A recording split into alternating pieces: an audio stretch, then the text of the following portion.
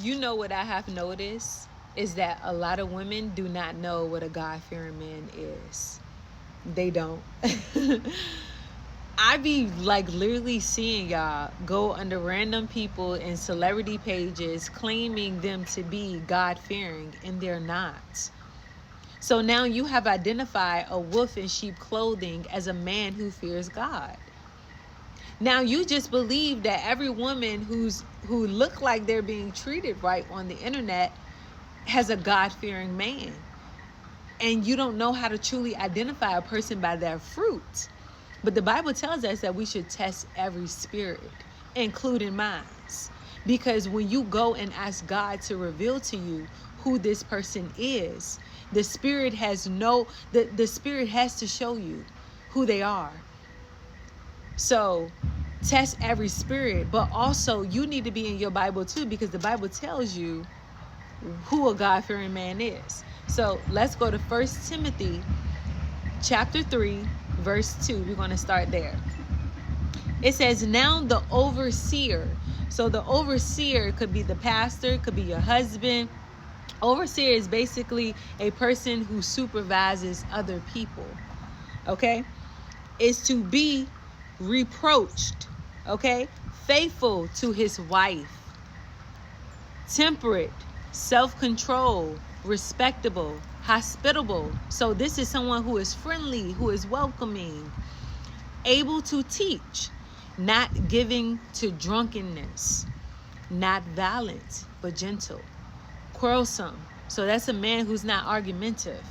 That's a argumentative man does not bring peace in the household.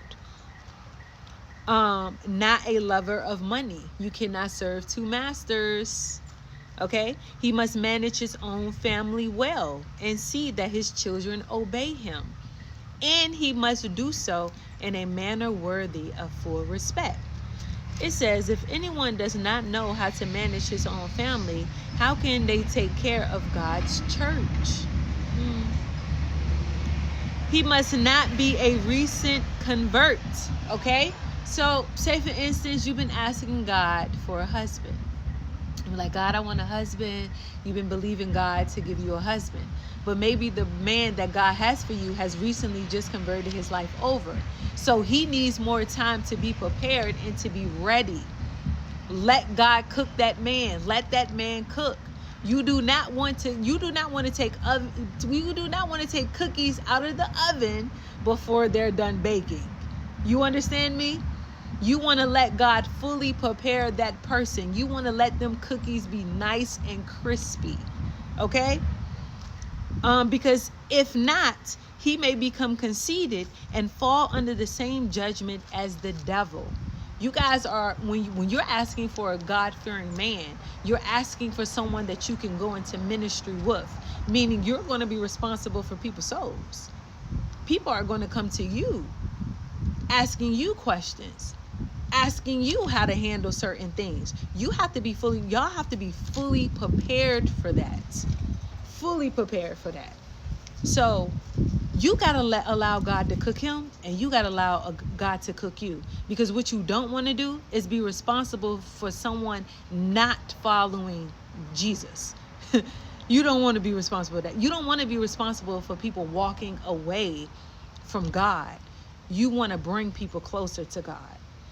It says also, he must have a good reputation. That man got to have good character. Okay? Good character. I'm going to tell you some, ladies, and you may disagree. But if you had to choose between looks and good character, go with good character. Because a man with good character is going to take care of people. He's going to take care of you. He's going to be God-fearing. You cannot place looks above character when you're looking for someone who you can build a kingdom with. You can't do that. You got to go with good character, because now you know that God has worked on this person. It says he got to have a good reputation with outsiders so that he will not fall in disgrace and into the devil's trap. Let God cook that man while God is working on your God-fearing man, because clearly we have been deceived to believe that there's plenty of them out here, and it has been proven that they're not. There's not a lot of God-fearing men out here. They're being prepared. So while God is preparing your man, you allow God to prepare you to be a God-fearing woman so you can match this person. You can match what this person is coming to the table with. You can be fully ready and prepared to minister women, because you're gonna be in control.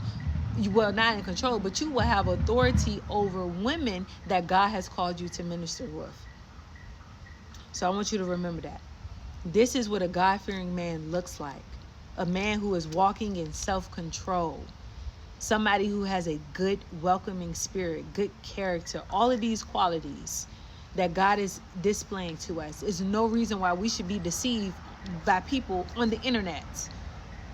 That's not enough proof. It's not enough proof. So I just wanted to share that with my ladies, that you can find what a God-fearing man looks like in the Bible, boo. Okay?